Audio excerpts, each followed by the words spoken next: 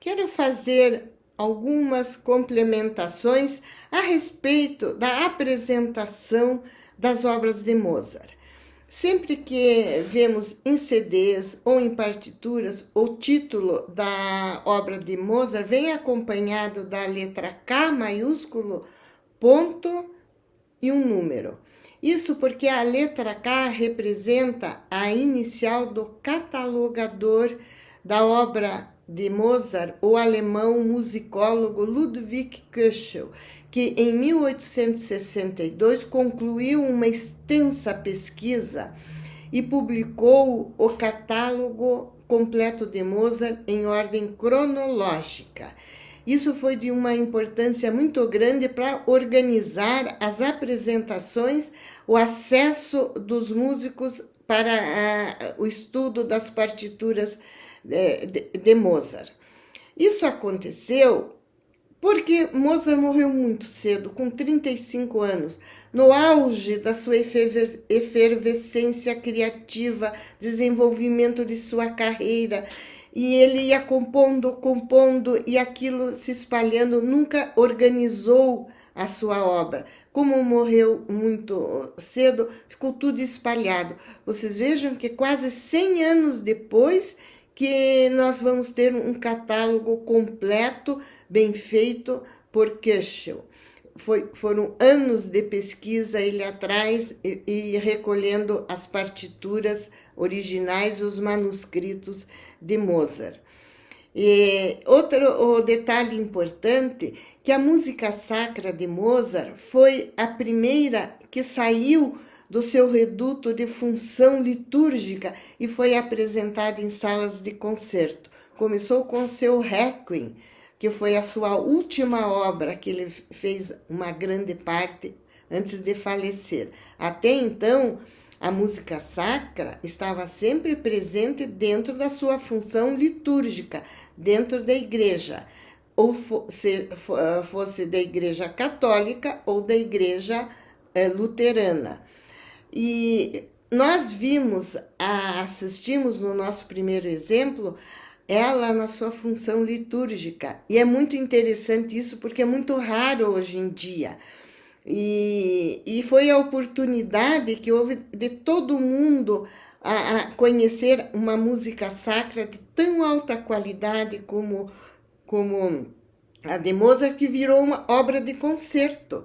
Isso é extraordinário. A música sacra é um item da música clássica ocidental que praticamente é obrigatório um músico, para se firmar como um grande compositor, oferecer composições em todos os gêneros que compõem a música clássica: sinfonias, sonatas, música de câmara, música coral, música sacra. E todos, até os dias de hoje, que se querem ficar historicamente citados e na história da música, compõem todos esses gêneros. Existem músicas sacras compostas por compositores contemporâneos lindíssimas. Também vamos agora para a outra obra que nós vamos assistir agora, para entrarmos nesse mundo fantástico da música de Mozart, antes de ouvirmos a nossa obra de hoje, que é o Concerto para Dois Pianos. Mais uma observação e um complemento para compreendermos essa obra. No período barroco, que foi de 1600 a 1750, estabeleceu-se no final deste período o concerto solista para um instrumento acompanhado da orquestra. Um grande organizador desta forma de composição, desse tipo de composição, foi Vivaldi, que estruturou em 3 partes e um instrumento solista, dando um bom destaque, acompanhado da pequena orquestra barroca. Mas, anterior ao período de Vivaldi, já estava começando entre os músicos barrocos essa ideia de destacar alguns instrumentos. E eles criaram o concerto grosso. Essa palavra grosso em italiano quer dizer grande, que era uma composição com 2, 3 solistas acompanhados da pequena orquestra barroca.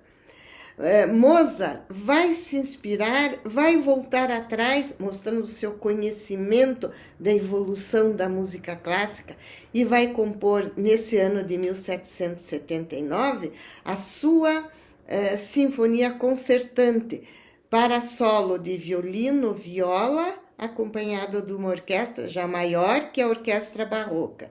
Uma homenagem ao concerto grosso barroco.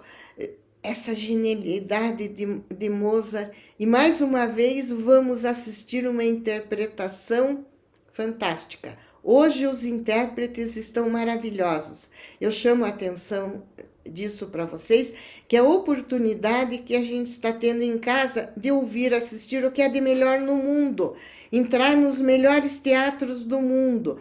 Eu prezo muito por isso, estendo minhas pesquisas, porque eu acho que é através dos grandes que a gente aperfeiçoa o nosso referencial estético, o nosso senso crítico, a nossa apreciação. E agora nós vamos ver com a Orquestra Filarmônica de Israel, sob a direção do grande maestro indiano Zubin Mehta, 2 grandes solistas. No violino, o maravilhoso Isaac Perlman, considerado um dos maiores violinistas do século XX e até hoje da história da música. E na viola, Pinchas Zuckman, ambos israelenses. Vocês vão ter a oportunidade de sentir a diferença da sonoridade do violino para a viola. O violino, ele é menor que a viola e ele tem o seu tamanho padronizado, que foi por Stradivari. Mas Stradivari não padronizou o tamanho da viola. A viola pode ser entre 7 a 10 centímetros o seu corpo, pouquinho maior que o violino. Isso resulta numa sonoridade quente, mais grave que a do violino. Mozart, particularmente, amava a sonoridade da viola. E nessa interpretação, e nesse trechinho dessa obra-prima, nós vamos poder sentir isso, essa diferença da sonoridade e a beleza desses 2 instrumentos de cordas.